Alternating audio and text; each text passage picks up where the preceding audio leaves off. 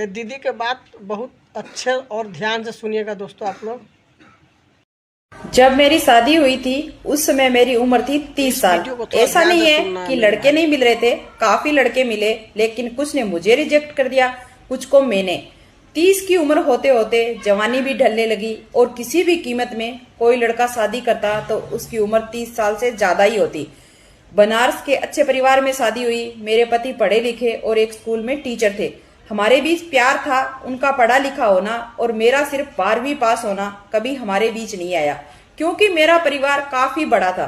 तो सास ससुर ननंद सभी थे। सारा दिन काम करने के बाद जब मैं अपनी बहन और भाई से फोन पर बात करती तो वो मुझे बोलते, तुम अपना ध्यान दो, सिर्फ काम मत करो, तुम्हारी शादी की गई है, तुम कोई नौकर नहीं हो। और मुझे भी उनकी बातें सुन के लगता ये सही बोल रहे हैं।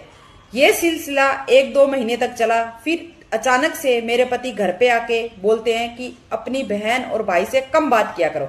मैंने बोला क्यों, ऐसा क्या हो गया? इस पर वो कुछ नहीं बोले। लेकिन जब वो स्कूल जाते तो अब मैं रात की जगह दोपहर में ही उनसे बातें करती। 4-5 दिन बाद फिर वो मुझसे मना किए और इस बार कहा कि ये घर तुम्हारा है, जैसे तुम्हें रहना है वैसे रहो, किसी बाहरी का इंटरफेयर मुझे बर्दाश्त नहीं होगा।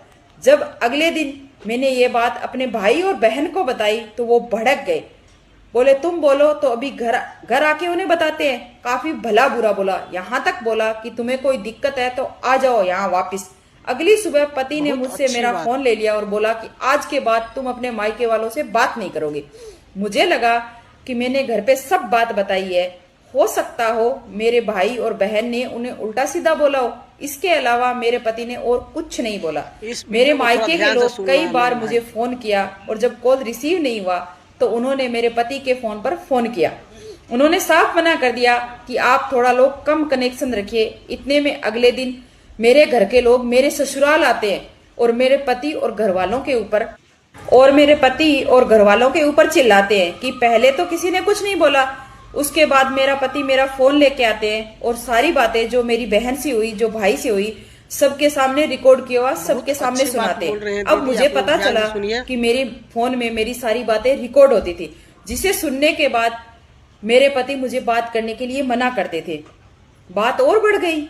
अब मेरी बहन ने मुझे घर चलने के लिए कहा और बोला कि इन सब से रिश्ता तोड़ ले। मेरे पति ने बोला कि ये घर तुम्हारा है, मैं तुम्हें जबरदस्ती नहीं रोकूंगा, फिर भी ये फैसला तुम खुद करो, तुम्हें यहाँ रहना है या अपने मायके वापस जाना है।